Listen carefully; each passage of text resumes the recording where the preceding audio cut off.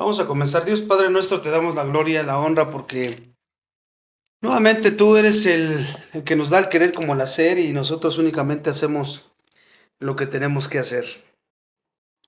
Somos siervos inútiles y pues no, no tenemos ningún mérito propio para poder estar hoy aquí ante tu presencia, sino a través de tu Hijo Jesucristo, su muerte, su resurrección.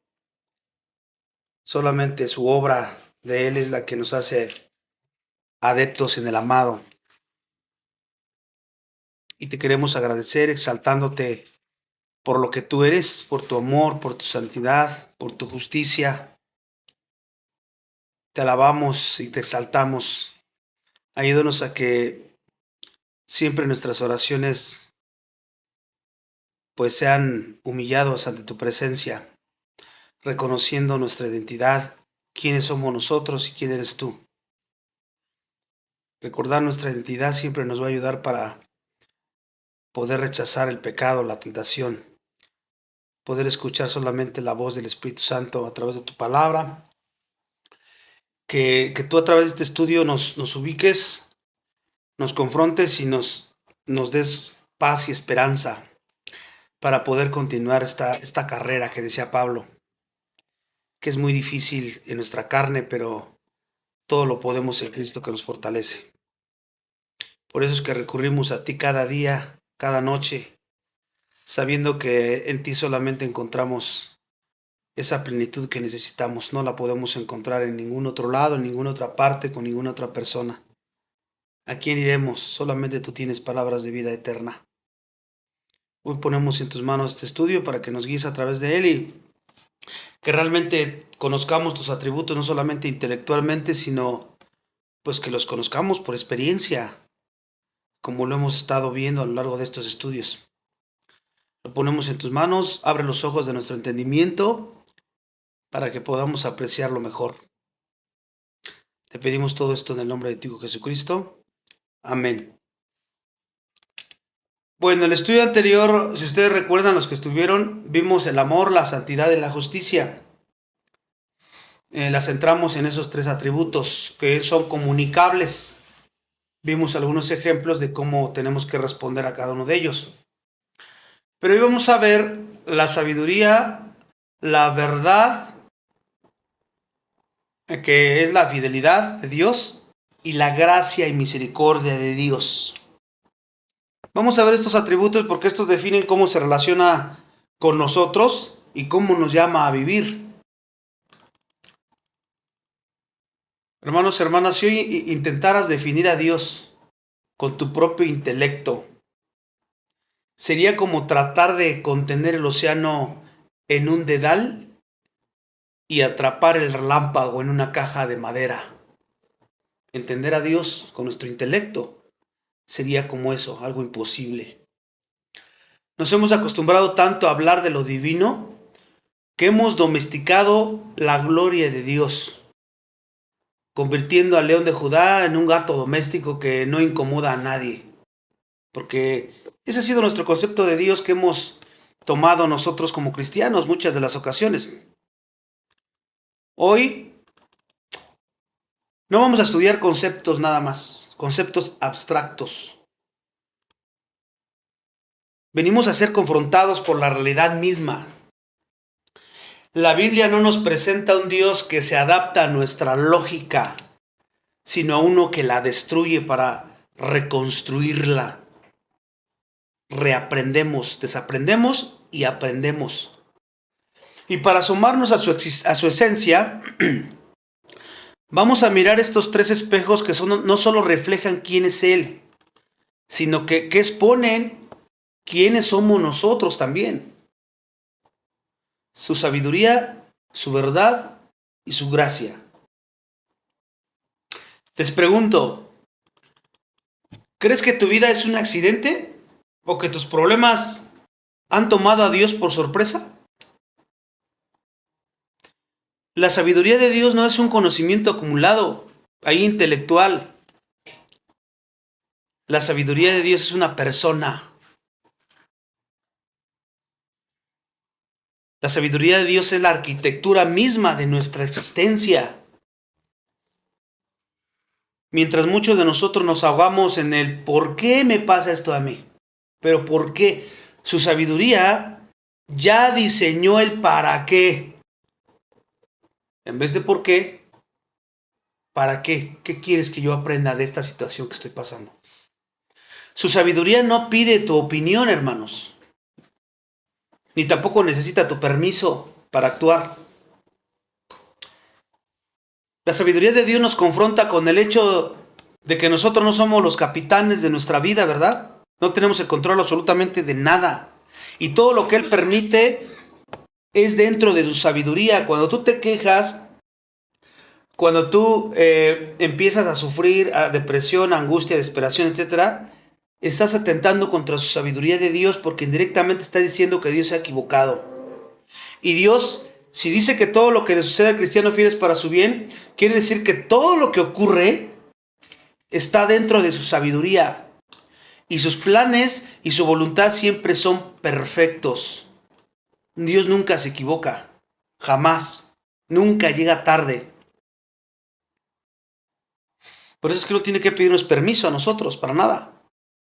Todo esto nos debe de confrontar con el hecho, pues, de que Él es el único que tiene control de todas las cosas. Vivimos en la era del postverdad, donde cada uno tiene su versión de la realidad, ¿no es cierto? Pero la verdad de Dios no es una opción en un menú. Es una de un menú donde puedo elegir la que yo quiera, ¿no? Que el mundo ofrece y la pongo ahí mismo, no. La verdad de Dios es un juicio final sobre el engaño, sobre la mentira. Hablando de su verdad. Este espejo que te estoy mostrando aquí no refleja lo que quieres ver, ¿verdad?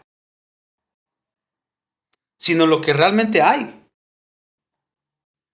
Porque ante su verdad, nuestras excusas se desintegran. No sirven para nada. Dios no es verdad porque coincida con los hechos. A veces nosotros queremos que así sea, ¿no? Que todo coincida con los hechos. Los hechos son reales solo si coinciden con Él. Y ahorita vamos a explicar un poco más cada uno de esos atributos para entender más. Y aquí, hermanos, en esta introducción muchos tropezamos. La gracia no es un guiño de complicidad ante el pecado, ¿eh? No es la gracia eso. Es el costo sangriento de nuestra redención. Lo que le costó a nuestro Señor Jesucristo. La gracia es el atributo que más nos confronta porque nos dice, tú no puedes salvarte a ti mismo y ni siquiera lo mereces. Entonces la gracia es el espejo que, después de habernos mostrado destrozados por la verdad, nos muestra restaurados por su amor. La gracia no es un regalo para los buenos, sino que es un rescate para los que estaban muertos en sus delitos y en sus pecados. Prepárense porque mirar estos tres espejos no es un ejercicio teológico. Vamos a ver que es una colisión frontal con la eternidad. Si Dios quiere, al terminar hoy, vamos a salir postrados en adoración, reconociendo su grandeza. O saldrás huyendo de la luz que acaba de exponer tu oscuridad. Cualquiera de estas dos reacciones van a ocurrir. Vamos a comenzar por la sabiduría de Dios. La sabiduría de Dios es su habilidad para aplicar su conocimiento perfecto de la manera más excelente. Y Dios siempre elige los mejores fines, ¿verdad? Y usa los medios más perfectos para lograr esos fines.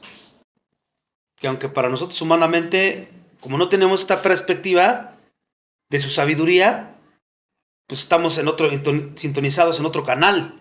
Y por eso no vemos la sabiduría de Dios por ningún lado, sino puro dolor, sufrimiento, queja, etcétera, etcétera. Falta de contentamiento y todo eso. Pero la verdad es que su sabiduría es su capacidad de obrar con propósito.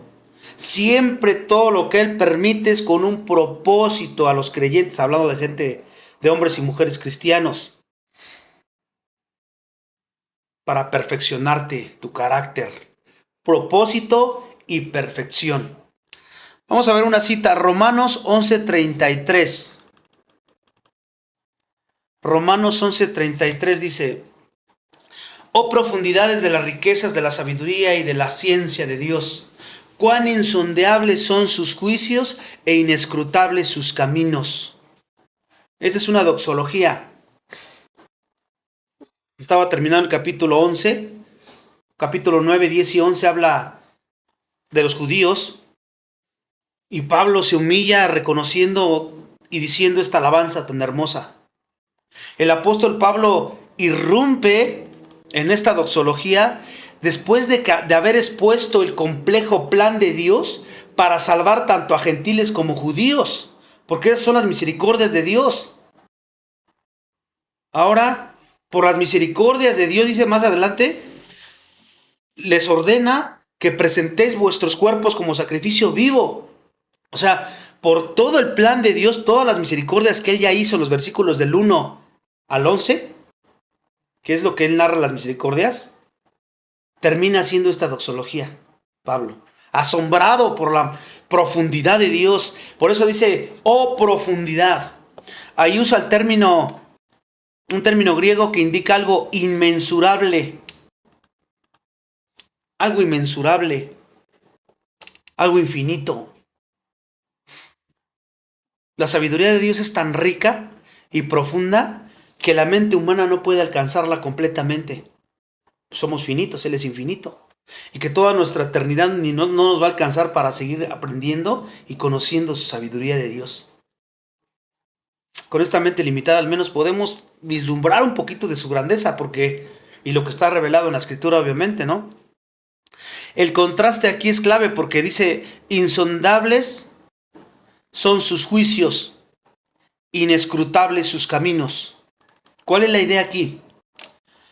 Esto significa que la manera en que Dios gobierna al mundo y ejecuta su voluntad no siempre va a ser comprensible para ti o para mí, o para el mundo, para las personas.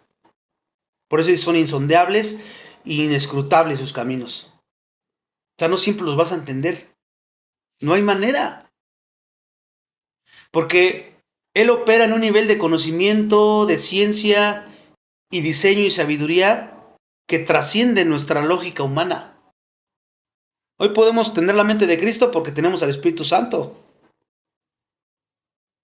Su sabiduría, a la palabra de Dios que la usa el Espíritu para enseñarnos como pedagógicamente, ¿no? Si no, no pudiéramos conocer absolutamente nada, trasciende la lógica humana. Su plan, visto en su totalidad, es siempre el más sabio. Está revelado lo que Él quiso revelar en la Escritura, ¿no? La Escritura completa. Cómo se fue manifestando desde Génesis hasta Apocalipsis y fue revelando poco a poco su plan. Entendiendo esto de la sabiduría de Dios, no estamos profundizando así muy profundo en cada atributo. Nada más traté de resaltar lo más importante para que quede claro en nuestra mente. La sabiduría comunicada, porque esta es transferible, este atributo de Dios, nos llama la confianza radical. ¿Sabes que Él es sabio y que su sabiduría es perfecta? Tiene que haber una respuesta por parte tuya para que lo conozcas por experiencia. Confianza radical y humildad intelectual. Esas son las dos primeras reacciones que tenemos que tener nosotros. Primero, la confianza, porque cuando la vida parece carecer de sentido, ¿cuántas veces te ha pasado? Que pasan cosas que carecen de sentido en tu mente humana. O cuando tienes que enfrentar alguna decisión difícil. La sabiduría de Dios nos asegura, como Él es soberano, y Él es sabio, y su voluntad es perfecta, y su plan es perfecto para mí como hijo e hija de Dios, su plan final es perfecto, ahí es donde tienes que encontrar la paz, el gozo y el contentamiento. No en las circunstancias, no en las personas, sino que realmente crees y conoces la sabiduría de Dios. Aunque a veces parezca ilógico, doloroso el problema o la situación. Ahí es donde debes de encontrar el contentamiento. ¿Por qué, hermanos? Porque esto nos debe de liberar de la ansiedad, de la frustración, o de querer saberlo todo. El por qué te pasa todo lo que pasa, ¿no? Hay cosas que Él se guardó únicamente para Él. Y como yo sé en quién he creído, como decía Pablo, eso me basta. Porque a veces decimos, cuando los recursos humanos se agoten, ¿qué queda? La palabra. Te agarras de la palabra, pero a veces no queda ni la palabra. ¿Por qué? ¿En qué sentido lo digo? No lo entiendes. La Biblia no te lo dice. Porque dice que hay unas cosas que se guardó para Él. Pero me basta el saber que Él es sabio y que su plan es perfecto. Ahí entra la fe. No necesito más. Y entonces, por eso digo que aquí estamos viendo en qué sentido tú vives la sabiduría de Dios. Y que ahora la tienes en la palabra de Dios. Ahí está la confianza donde nos tiene que llevar el saber que Dios es sabio. Pero también la humildad. Estamos llamados a imitar su sabiduría. No confiando en nuestro propio intelecto o nuestras emociones o nuestro corazón que es engañoso, sino buscando su guía. ¿Dónde? A través de la oración y a través de la escritura. Un estudio profundo, sistemático. Proverbios 3, 5, 6, fíjate cómo lo dice. Proverbios 3, 5, 6. Ahí nos recuerda, fíate de Jehová de todo tu corazón y no te apoyes en tu propia prudencia. Y entonces el resultado es, estás confiando plenamente en Él, Él enderezará tus veredas. La verdadera sabiduría cristiana, hermanos, ¿sabes cuál es? No es que sepas mucha escritura, la obediencia a la palabra de Dios. Por eso es transferible. Porque Él quiere que tú seas un hombre y una mujer sabio, sabia. Los griegos en aquel tiempo pensaban que un hombre y una mujer eran sabios porque conocían mucho. Había leído muchos libros y yo sé muchas filosofías y soy sabio. Los judíos entendían que para ser sabio tenías que vivir, tenías que aplicar lo que sabes. ¿Y qué dice la Escritura, hermanos? ¿Cuál es el único mandamiento que te pide? ¿Quién de ustedes no tiene sabiduría? Pídamela. El conocimiento de la Escritura, cuando lo estás absorbiendo, está como en bruto, por decirlo así. Y la sabiduría es la que te ayuda a que ese conocimiento lo apliques de una forma correcta en el momento correcto. Pero tristemente, cuando estamos pasando por situaciones, lo pedimos todo, que nos saque del problema, que se ajuste a nuestras necesidades Él, y lo que menos pedimos es sabiduría. Y la verdadera sabiduría es la obediencia a la palabra de Dios.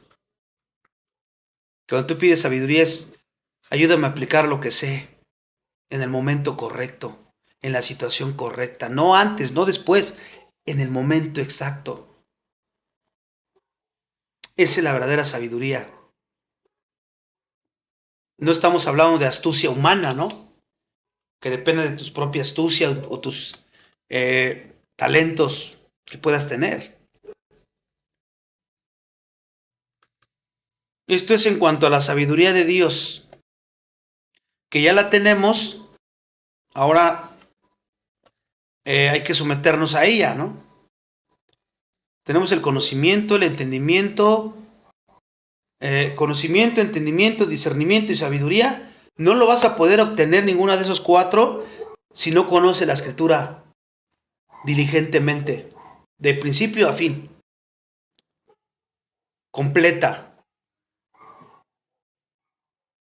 Y esto nos lleva a la verdadera fidelidad y a la verdad, que es la fidelidad de Dios. ¿Por qué los puse juntos aquí, la verdad y fidelidad?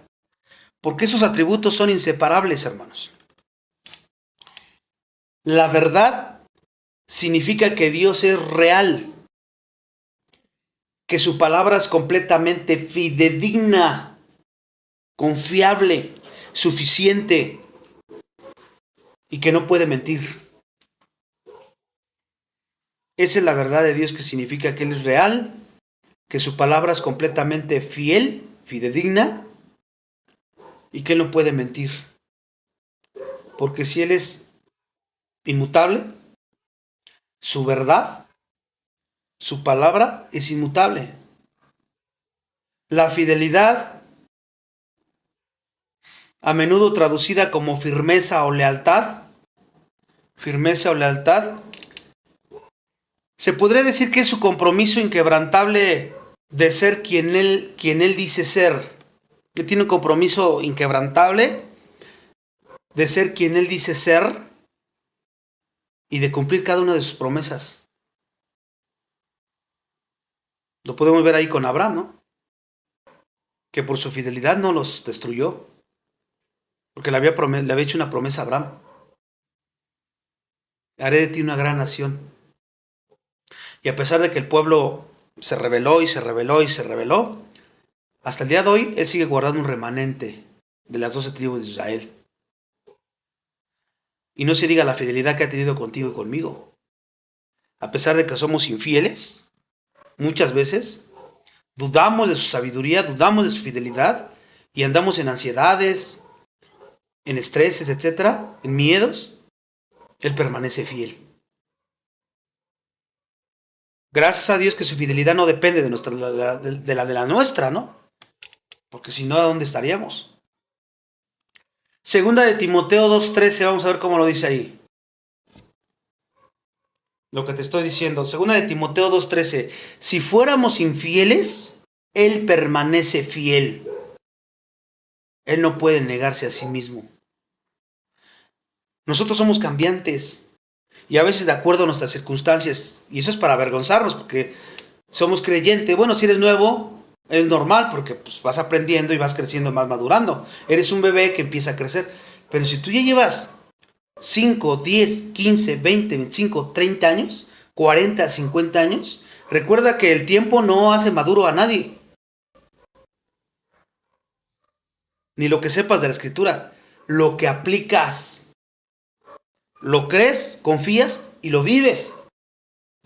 Especialmente en esos momentos donde todo parece estar mal, porque cuando todo está bien, pues todos nosotros podríamos decir, no, pues yo también soy fiel.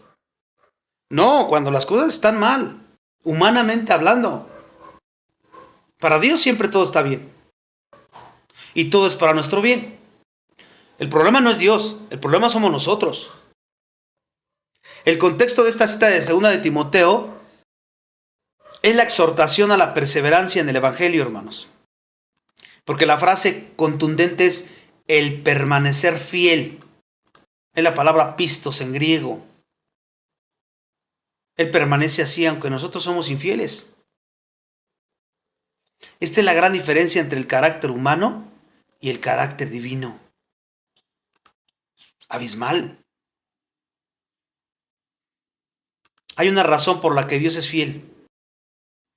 ¿Por qué crees tú que Dios sea fiel con nosotros? Fíjate, la razón por la que Dios es fiel no es nuestra actuación o tu comportamiento que tengas, sino porque Él es, su naturaleza es eso. Es fiel. Él no puede negarse a sí mismo, dice el texto ahí, termina diciendo. Por esa misma razón, es su naturaleza, ¿cómo no puede negarse a sí mismo? Su fidelidad entonces no es una emoción, o una opción, es una necesidad de su ser inherente. Es su naturaleza. Si Él dejara de ser fiel, dejaría de ser Dios. Entonces aquí vemos que este atributo es el ancla de toda nuestra esperanza, ¿verdad? Su verdad es la base y su fidelidad es la garantía de que su verdad nunca, absolutamente nunca fallará. Ahora la pregunta es si tú realmente estás viviendo de acuerdo a estos atributos que acabamos de ver. Porque fíjate, la verdadera fidelidad de Dios nos llama a dos respuestas. La primera, confiabilidad. Analicémonos, examinémonos para ver si sabemos nada más intelectualmente los atributos o realmente los estamos viviendo. Confiabilidad. Debemos ser personas de palabra. Confiable. Si Él es confiable, tú representas a Dios, pues tienes que ser un hombre o una mujer confiable. Tú sí sea sí y tú no sea no, como dice la Escritura también. No podemos decir que nuestro Dios es confiable y nosotros no. Hay un problema ahí. Y si Dios es el estándar de la verdad, pues no podemos permitir la mentira en nuestra vida, ¿verdad? No nos podemos dar esos lujos. El engaño, la hipocresía en nuestra vida. ¿De dónde radica esto? De Dios. Porque si Él nos dio su vida en el momento de la salvación, ahora vivimos su vida, pues por ende vivimos su vida de Él. Eso es darle la gloria a Dios. Muestras estos atributos confiables a los demás. Y los demás incrédulos pueden ver a Dios a través de ti, porque estás viviendo su vida de esta manera. No podemos permitir la mentira, el engaño, la hipocresía en nuestra vida. Ni siquiera en las cosas pequeñitas, porque por ahí dicen que son mentiras piadosas, dicen algunos, ¿no? No existen las mentiras piadosas. Para Dios mentir es mentir. No importa que te robes 5 pesos a que asaltes un banco. Para Dios es lo mismo. No hay excusa. Del engaño. Exagerar algo también es mentira, Es engañar. Cuando debes dinero y te vienen a buscar, mandas que les digan, diles que no estoy. Eso es mentira, eso es engaño. Cosas así que a veces pensamos, ay, te hablan por teléfono y ni siquiera te has parado de tu cama y dices, estoy a 15 minutos. Eso es mentira, eso es engaño. Y ese es pecado. No podemos tratar de excusarnos y pensar, ay, por eso, ¿eso qué? Es pecado. Y eso es en contra de Dios según lo que estamos viendo en estos atributos. No podemos ser hipócritas. Poner una cara en la iglesia, otra en la casa, otra en la calle y así. De acuerdo a nuestras emociones, andamos variando en nuestra manera de comportarnos y de reaccionar. De doble ánimo. Ni siquiera en las cosas pequeñas, hermanos. Entonces, fíjate, si Dios es fiel a su pacto, pues por lo tanto debemos ser fieles a nuestros propios pactos, ¿no? ¿A qué pactos me refiero? Cuando tú te casaste, hiciste un pacto con tu esposa, con tu esposo, con tu familia y las eclesiales en la iglesia. Tienes que ser fiel. ¿De dónde se desprende todo esto? En que somos hijos, hijas de Dios. Somos nuevas criaturas. Eso se debe dar natural. Bueno, mientras vas creciendo, pues vas aprendiendo y no conoces todo para de golpe vivirlo. Pero vas aprendiendo y vas aplicando y vas ahí. Pídele a Dios sabiduría y de su gracia capacitadora para hacerlo en su poder, dependiendo de Él, sometido a Él. En tu carne tú no puedes hacer esto. Siempre tenemos que ser dependiendo de Él. Entonces, tenemos que perseverar en nuestro llamado y nuestro compromiso con nuestro esposo, con nuestra esposa, con nuestra familia, en la iglesia. sin importar lo difícil que se ponga en el camino, hermanos. Porque déjame decirte que esta carrera, a veces tenemos que pasar tramos muy difíciles, que a veces quisieras tirar la toalla, a veces quisieras dejar todo ya, ¿para qué? Y entra el desánimo, eso es normal. Pero por muy difícil que se ponga, tú tienes que permanecer. Porque no depende de las personas, no depende de nada, sino depende de su fidelidad de Dios. Porque tú reflejas así la lealtad inquebrantable de tu Padre, de nuestro Padre. Y esa es la manera en que puede decir que conoces al Dios fiel. Si andas en la carne, si andas de otra manera, no puedes decir que conoces al Dios fiel.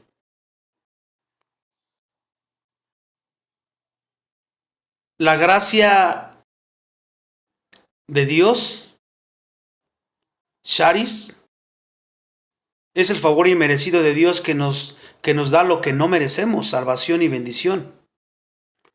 ¿Se acuerdan de la ley? Él nos mostró la sociedad y la gracia nos limpia, por decirlo así. La enfermedad la cura. Y ahí podemos ver también la misericordia de Dios. La misericordia es su compasión que nos retiene lo que mereceríamos. Juicio y castigo por el pecado. En Cristo somos más que vencedores. Y la gracia y la misericordia, ambas son la fuente de nuestra redención. Vamos a ver Efesios 2, 4, 5. Efesios 2, 4, 5. Dice, pero Dios, que es rico en misericordia, por su gran amor con que nos amó, aun estando nosotros muertos en pecado, nos dio vida juntamente con Cristo. Por gracia sois salvos. Pablo describe la condición desesperada del hombre. ¿Cuál era? Muertos en sus pecados. Desde Adán y Eva hubo una condición desesperada de todos los hombres. Y entonces Dios tuvo misericordia e intervino divinamente ahí. Génesis 3:15 está el primer evangelio. De ahí luego después de la caída, mostró la cura para todos, para que no anduvieran allá perdidos. Obviamente muchos lo rechazaron, otros lo creyeron, fueron salvos igual por fe, siempre ha sido por fe. La causa de la salvación entonces es doble, porque la riqueza de la misericordia y su gran amor ágape. Tuvo compasión por nuestra miseria, misericordia y su gran amor. ¿Y cuál fue el medio que él usó? La gracia.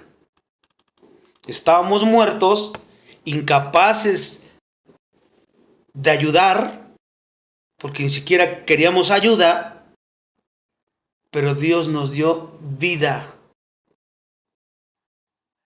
Ahí vida significa hacernos vivir juntos. Por eso les digo que tenemos la vida de Dios. Hacernos vivir juntos con Cristo. Por eso Pablo decía, con Cristo juntamente crucificado. Ya no vivo yo, mas vive Cristo en mí. Lo que ahora vivo en la carne, lo vivo en la fe del Hijo de Dios. Entonces, entendiendo la gracia, es el regalo inmerecido que nos rescató de la condenación que merecíamos por nuestros pecados. Aquí estamos viendo estos atributos, la gracia y la misericordia. Y el poder de estos atributos es que operaron en nuestra peor condición que pudimos haber estado, separados de Dios. Y la misericordia y la gracia no son para los buenos. ¿Para quién fue? Para los que estaban muertos. Para estos fue la misericordia y la gracia de Dios. Estos son los atributos que Adán y Eva nunca hubieran conocido si no hubiera resultado la caída. O sea que la caída fue para manifestar una mayor gloria. La gloria en el concepto de la suma de todos sus atributos. Entonces, Dios quiere mostrar estos atributos. De alguna razón, por eso permitió el pecado, para que pudiéramos conocerlo en toda su plenitud. Y de esta manera poder tener una mayor adoración que la que tenían Adán y Eva. Sí conocían atributos de Dios, pero no los que resultaron después de la caída. Bondad, gracia, misericordia, perdón, etcétera, etcétera, ¿no? Los que hemos estado viendo en los otros estudios que ya tomamos. El poder de esos atributos, pues fueron a nuestro favor. Entonces, fíjense, ¿cómo respondemos a estos otros dos? Bueno, la gracia y la misericordia de Dios nos obligan al perdón radical. Es el primero, el perdón. Habiendo recibido una misericordia incalculable, estamos obligados, es un mandato, a extenderla a todos los demás. A todos, sin excepción de personas. Entonces te das cuenta que el perdón no es algo opcional para ti y para mí como hijos, hijas de Dios. No es algo opcional. Mateo 18:33 establece. ¿Recuerdan la historia que un hombre debía tanto dinero al otro y el amo le perdonó y luego el otro fue y le debía menos y el otro no quiso perdonarle la deuda? ¿Y qué le dijo el amo? ¿No debías tú también tener misericordia de tu consiervo como yo la tuve de ti? Por eso es que si eres hijo, hija de Dios, esto se debe dar solo.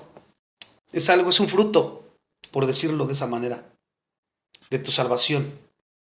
Una prueba, el perdón que brota solito. Porque ya no toman las cosas personal. Si te agreden a ti, el que importa es Dios, no tú. Y si es un incrédulo, tienes compasión por él porque sabes en qué estado está. En vez de sentir odio, rencor, no sientes eso. Y si es un hermano en la fe, igual lo perdonas. Soportados los unos a los otros. O sea, son cosas que salen naturales de tu nueva, son parte de tu nueva naturaleza. Si no es así, examínate porque hay un problema ahí. La falta de perdón, hermanos, es un rechazo práctico a la misericordia que hemos recibido. ¿Y qué significa que no eres salvo? Que no eres salva. Porque te mantienes en tu pecado. O no has entendido la gracia, eres muy débil y eres recién convertida, o de a tiro no eres salvo o salva. Y no porque tu salvación dependa de que perdones o no perdones. No estoy diciendo eso, sino porque el perdón es una prueba de que tu fe es genuina, que es muy diferente. Y entonces brota, ¿no? Esto es muy importante también entenderlo porque a veces por ahí he escuchado a alguien que dice, yo ya perdoné a todos los que me hicieron daño. ¿Y dónde están? ¿Hablas con ellos? No. Para mí como si no existieran. Ah, caray. ¿Eso es perdón? Ora por él, por ella, a donde esté. Ay, yo no oro. ¿Por qué voy a orar por él, por ella?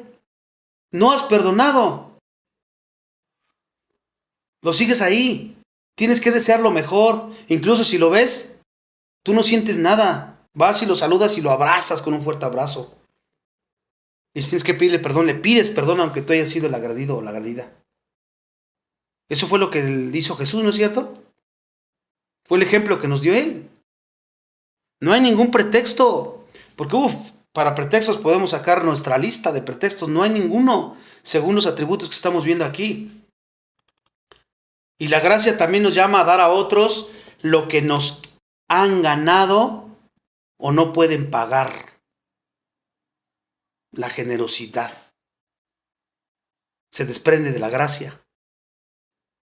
Por ahí he escuchado algunos una frase, bueno, alguna vez escuché a alguien que dijo, no prestes dinero más del que estés dispuesta a regalar. Y así te vas a evitar problemas, porque si no te lo paga, pues, ya que se quede con él, no pasa nada. No tienes que andar contándole a todo mundo que te debe dinero y que eso, esto y que aquello. Y si sientes que no puedes hacer eso, pues mejor no prestes. Que a veces no te pueden pagar. Otras veces pues, son morosos, ¿no? Son morosas. Y tristemente estoy hablando de entre creyentes, profesos, cosa que contradice los atributos que estamos viendo aquí. Y a veces, hermanos, tienes que ser generoso con tu tiempo, con tus recursos y el apoyo a las personas, a los hermanos especialmente, como dice la Escritura, mayormente a los de la fe. Pero no para que después andes hablando de ellos. Es que me dijo que me iba a pagar tal día y no me ha pagado y ya todos saben. Y tú realmente no sabes si realmente le está pasando o ella está pasando una necesidad verdadera que no ha podido pagarte. Y aunque no quisiera, bueno, aún así, no tienes por qué andar hablando de nadie ni de chisme. Eso queda entre tú y él y Dios. Señor, yo lo pongo en tus manos, perdónale, provéele de trabajo, ojalá le vaya bien y que se prospere. Y cuando tenga, si tú le pones en su corazón que me regrese adelante, y si no, no pasa nada. Que Dios lo bendiga. Esa es la actitud de generosidad verdadera que estamos viendo aquí. Y eso es el atributo transferible que supuestamente todos como creyentes debemos tenerlo. ¿Te das cuenta? Como dije, también nuestro tiempo. No, llevo tanto tiempo aquí y ya perdí mi tiempo y empiezas uno a quejarte. No, tiempo que sea necesario. Dios tiene el control de todo y se está permitiendo eso, ya sea en el seguro o en cualquier lado. No, ¿qué te quejas? ¿Qué no dices que Dios tiene el control de todo? Y si Dios está permitiendo esa espera, pues es para que aprendas, para formar tu carácter, de ser tan impaciente, de ser tan cuentachiles, a veces cuando damos tantito y andamos contándole a todos, ¿no? Por eso lo está permitiendo Dios. Entonces, para que veas tu pecado, no andar bien, no el de los demás, pero siempre tendemos a ver al otro. Y entonces, lo que Dios puso como una prueba, para que crezcas, Satanás lo utiliza para tentarte y pecas, o peco. Si Dios nos dio su mejor regalo a Cristo cuando éramos sus enemigos, ¿cómo podemos ser tacaños con nuestro prójimo nosotros? ¿Qué está pasando ahí? En todo esto que les acabo de decir. Recursos, apoyo, tiempo, generosidad. En todos los aspectos. ¿Cómo? La superficialidad de la fe, hermanos, demuestra que hemos desechado la sabiduría, la verdad y la gracia de Dios. Hemos reemplazado la sabiduría de Dios por las estrategias de marketing y la psicología barata. Tenemos sana doctrina, sí, pero vivimos y aplicamos la sabiduría animal, terrenal y diabólica, que es la que dice el mundo. ¿Y cómo te das cuenta de eso? Es muy fácil. Si en tu vida, en tu interior y tu exterior, se deja ver por pleitos, contiendas, divisiones, chismes, falta de contentamiento, impaciencia, etcétera, estrés, etcétera, andas viviendo con la sabiduría del mundo. Sabes la sana doctrina, pero no la aplicas. Porque cuando tú andas aplicando la sana doctrina, va a haber paz, gozo, contentamiento. No importa las circunstancias. Qué tan importante no nada más es saber, sino aplicar, en este caso, los atributos de Dios. La iglesia se ha convertido en una corporación que busca resultados visibles en lugar de un cuerpo que confía en los caminos inescrutables de Dios. Esa es la realidad triste. Si tu plan de iglesia o tu plan de vida depende más de tu astucia, de lo que tú quieres, de lo que tú deseas, que de una rendición humilde a lo que la Biblia enseña, estás haciendo de tu propia prudencia tu Dios. Somos idólatras, porque nos hemos puesto nosotros. Y tenemos que arrepentirnos de nuestra arrogancia intelectual. Esto es en cuanto a la sabiduría de Dios. En cuanto a la verdad y la fidelidad de Dios, hemos mancillado también esos atributos. ¿Cómo? Con nuestras mentiras y nuestras inconsistencias, con nuestra inconstancia. Hermanos, les pregunto, ¿Cómo puede el mundo creer que Él permanece fiel si tu vida y mi vida es una cadena de promesas rotas, chismes y dobleces? ¿Cómo? ¿Cómo puede creer el mundo que Él permanece fiel? Si está viendo que nosotros no hay nada de eso. No hay confiabilidad. Un cristiano, una cristiana que mienta en el trabajo, en su casa, en los negocios, que es infiel en su hogar, no solamente hablando de matrimonios, sino que dice una cosa y hace otra, los papás a los hijos a los padres, etcétera, o que falta su palabra, está negando el carácter de Dios. Y se parece a un Dios, pero no al Dios de la Biblia. ¿Quién sabe qué Dios habrá fabricado? O te habrás fabricado, pero no es el Dios de la Biblia. Y entonces lo que estamos haciendo es que nuestro evangelio parezca una tontería, una patraña a las personas, especialmente los que te conocen. Tenemos que ser hombres o mujeres de verdad, que realmente representemos al Dios fiel, al Dios verdadero, al Dios de verdad. Ahora, en cuanto a nuestra falta de gracia y misericordia, que somos nosotros dos que vimos, nuestra falta de gracia y misericordia hace que el mundo vea a la iglesia como un tribunal de fariseos, en lugar de un hospital de pecadores, donde no vas porque estás sano, sino porque sabes que necesitas la cura. Somos rápidos para juzgar al que peca, ¿no? Señalarlo.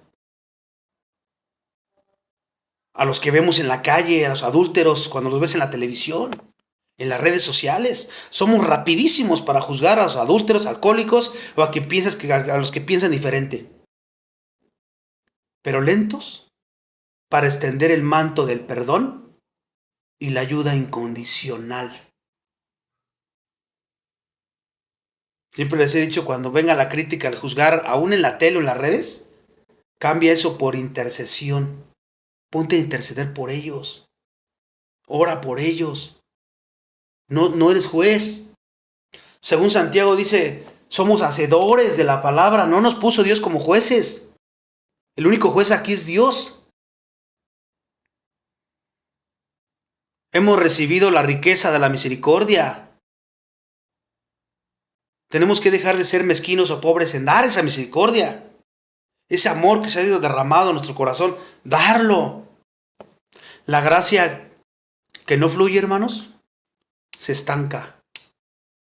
Así como un charco cuando lleva mucho tiempo ahí estancado. ¿Qué pasa con ese charco? Se pudre. Y esta es la gracia que no fluye, se va a estancar. Tu Dios es el arquitecto perfecto, tu roca firme y tu fuente inagotable de bondad. Es lo que acabamos de ver. Es el arquitecto perfecto en su sabiduría, la roca firme, fiel y verdad, y nuestra fuente inagotable de bondad. Es el que hemos creído, ¿no? Cuando tú te sientas perdido o perdida, cuando tus circunstancias no tengan sentido para ti, en tu mente, y cuando dudes de la dirección de tu vida, ¿a dónde tienes que ir? La Biblia dice, acerqueos confiadamente al trono de la gracia para hallar oportuno socorro. Es lo primerito. Y luego, la palabra de verdad. Vas a mirar su sabiduría. Saber que Él tiene un plan que es insondable para ti. Ahorita. Estés pasando lo que estés pasando, o el día de mañana vayas a pasar lo que vayas a pasar. Es necesario que a través de muchas tribulaciones entremos al reino de Dios. Bienaventurados los que son perseguidos a causa de mi nombre. Bueno, espero que sea porque andas en justicia, no sea por pecado. Entonces, fíjate, Él tiene un plan. No es caótico. Tú lo ves así. Todo está caótico, todo está mal. No es así. Es la obra de un Dios perfecto. Somos su obra. Y Él está trabajando de acuerdo a como lo necesitamos, no a conforme tú quieres o yo quiero. Y Él trata de diferente manera con todos los creyentes, con todos sus hijos. No con todos trata igual. Entonces, lo único que tienes que saber es que somos su obra de un Dios perfecto que está tejiendo tu dolor y está tejiendo tus errores y tus triunfos para que sean una obra maestra para su gloria. Y ahí tenemos que descansar en su diseño. Esa es la manera de hacerlo. Descansas en su diseño. ¡Qué maravilla! Este Dios que nos muestra la Escritura.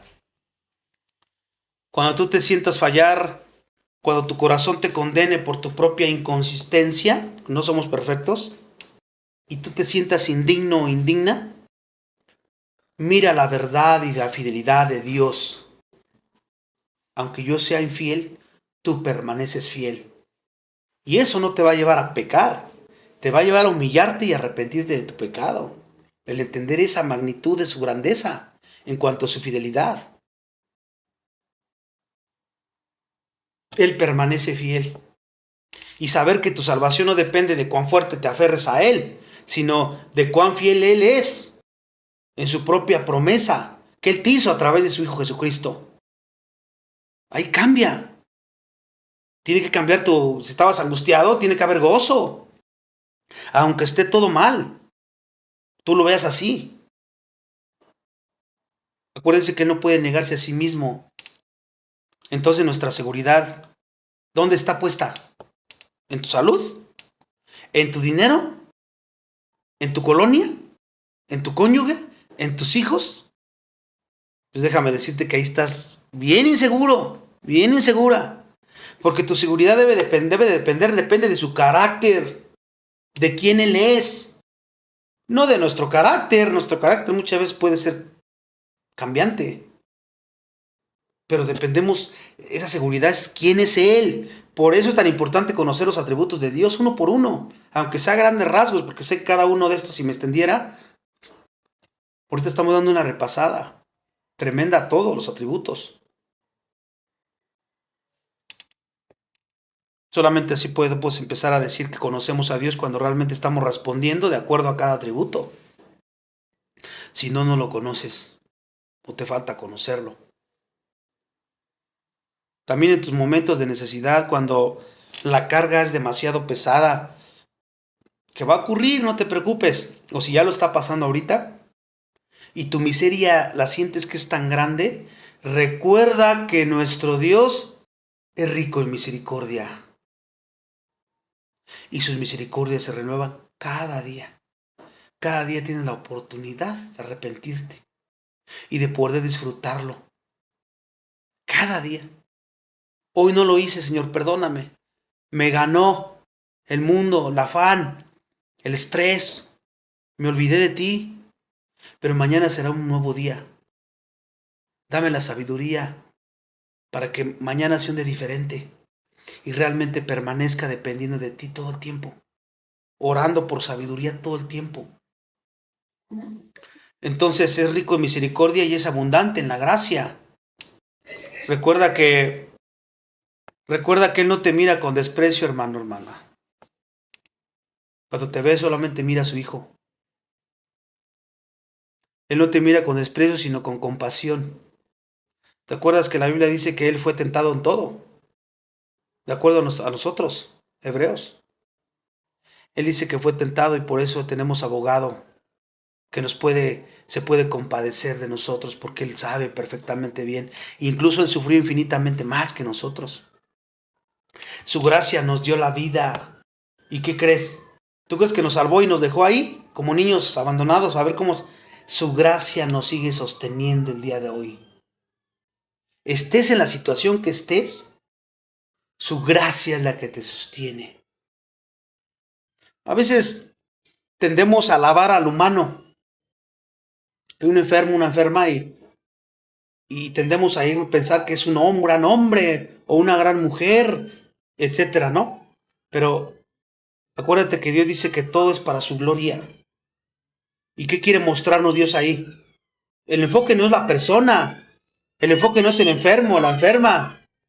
El enfoque, según lo que estamos viendo aquí, siempre debe de ser Él. Él, su gracia es la que te sostiene. Él es el principal siempre, el personaje principal en toda nuestra vida. Y entonces, entendiendo todas estas cosas, tenemos que ser un canal de su misericordia y verlo a Él. Él ya te ha dado el poder para reflejar su gloria. Desde que te salvó, te dotó del Espíritu Santo, del fruto, de los dones, y su gracia que nos sigue capacitando a través de la Escritura, que es tan importantísima. Porque si no estás arraigado, no estás permaneciendo en Él, cuando dijo Jesús, permaneced en mí. Tienes que permanecer en la oración, en la Escritura de la palabra de Dios. Porque si no, ¿en qué andas anclado? ¿O en qué andas anclada? Si no la conoces bien, pues tu mente va a andar por todo menos donde debe de estar.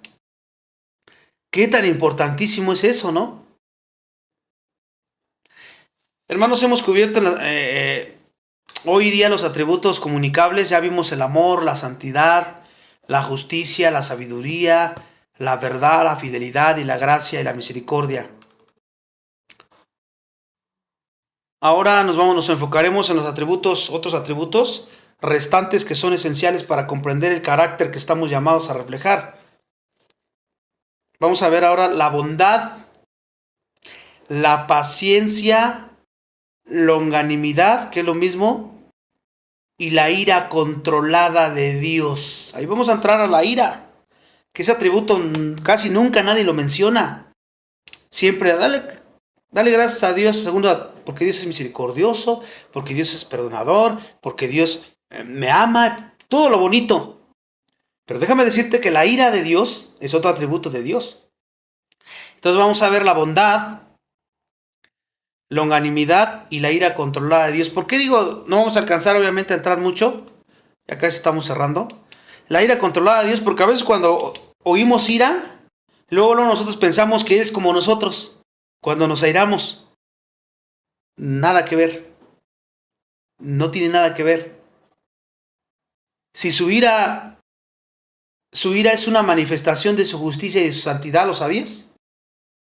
Si es justo y es santo, es una manifestación, una ira controlada. Y el contraste de nuestra paciencia.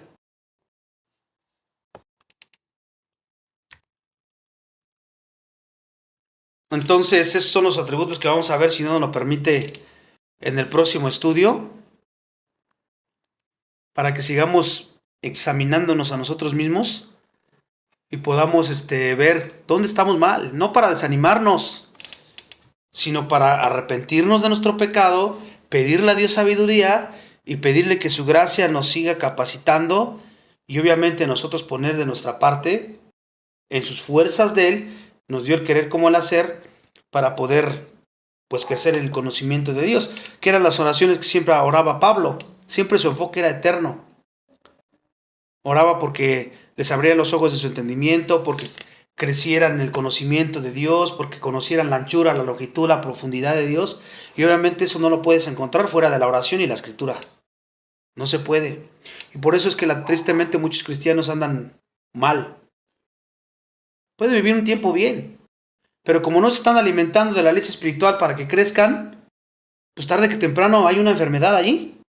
Y ya se estanca, ya no hay crecimiento de nada. Y entonces Satanás aprovecha eso para empezar a aventar los dardos. Ya no traen el escudo, el casco, ya no traen la armadura de Dios. Que básicamente se resume en santidad. Conocimiento y santidad. Fe, confianza. Entonces, pues esto aquí le vamos a parar. No, ya se acabó nuestro tiempo. Vamos a orar, hermanos. Padre, te damos gracias nuevamente por la oportunidad que nos das de ser confrontados nuevamente. Sabemos que a veces como creyentes siempre buscamos que nos lean la escritura o que nos den estudios donde nos dé esperanza, donde nos sentamos fortalecidos, donde nos den consuelo. Y sabemos que eso lo haces también en tu palabra, pero pues la verdad es que necesitamos ser confrontados y retados todos los días, porque de esa manera podemos darnos cuenta de nuestros pecados, de lo que estamos haciendo mal y nos estás mostrando la enfermedad o la plaga o el virus que se nos está metiendo y a veces ni cuenta nos damos porque no nos miramos en el espejo de tu palabra. Qué tan importante es estarnos mirando todos los días en ese espejo. Ayúdanos para que lo entendamos y que estas disciplinas espirituales, la oración y la escritura, pues puedan ser algo natural en nuestra vida, que no pase un día sin que estén en nuestro itinerario, porque siempre planeamos nuestro día y eso lo dejamos fuera, porque tú siempre sales perdiendo. No nos damos cuenta de que solito nos estamos haciendo daño. Ayúdanos para que sigamos entendiendo los atributos de Dios, no solamente intelectualmente, sino por experiencia. Y si hoy cada uno de nosotros se dio cuenta de algo, que entendamos que no es para retroceder o para sentirnos malos o culpables, sino es para que tú nos muestres la enfermedad porque nos quieres sanar.